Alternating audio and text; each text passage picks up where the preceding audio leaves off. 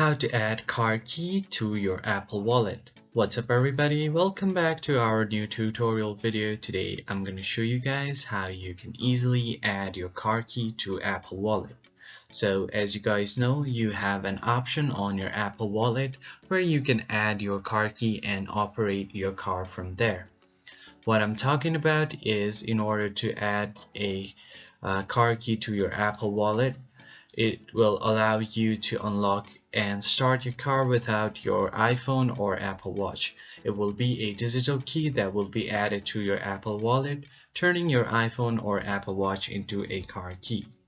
So in order to do that, you first need to have your Apple Wallet app on your phone, and in order to manually add your card key to your app, you will have to tap on your Apple Wallet and Apple Pay. Then you will see an add button next to your card key, and once you do that, you can even add it on your Apple Watch. So what this will allow you to do is lock, unlock, and start your car with a passive entry. Once you set it up, when you approach your car with your device, it will unlock, and once you're inside, you can start your car.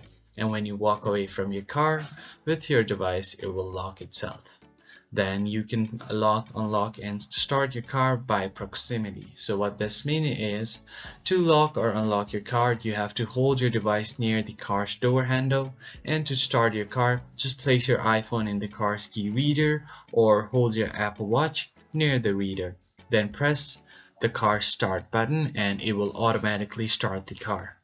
And you can even lock and unlock your car remotely on your device. So once you open up your Apple Wallet app, you will have an option to access your card key, from which you can lock, unlock, or even start your card remotely. So that's it for this video guys. I hope you found this helpful. I'll see you guys on the next one.